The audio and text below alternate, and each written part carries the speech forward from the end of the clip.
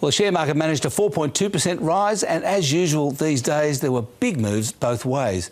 BHP up 5%, Credit Corp up 46%, Macquarie nearly 11%, leading all the banks higher. On the downside, among many others, Cash Converters and Michael Hill Jewellers.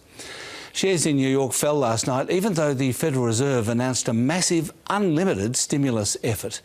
But there were very strong gains in Asia today, Japan and Korea in particular, up around 6%.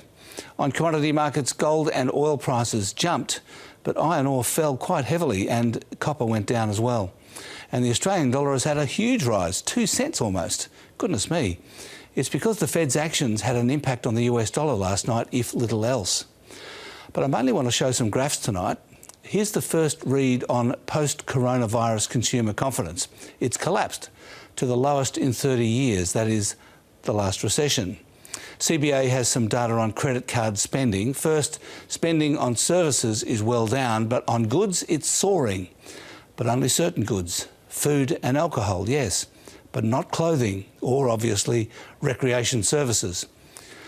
Now, Morgan Stanley in New York has produced a couple of arresting charts comparing this stock market crash with first, October 1987, and it's more or less identical.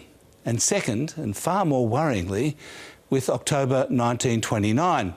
Now, as you can see with both of these graphs, the market recovered after that initial 35% crash, but the difference with 1929 is that the 1930 rally was a bear trap, the most vicious of all time.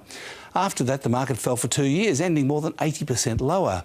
But the big difference now is that in the Great Depression, America's New Deal stimulus came in 1933, too late. This time, governments everywhere, and central banks in particular, are acting forcefully now. And that's finance. Thanks for watching. You can check out more finance news by clicking there. And don't forget to click subscribe down there to get all the latest updates from ABC News.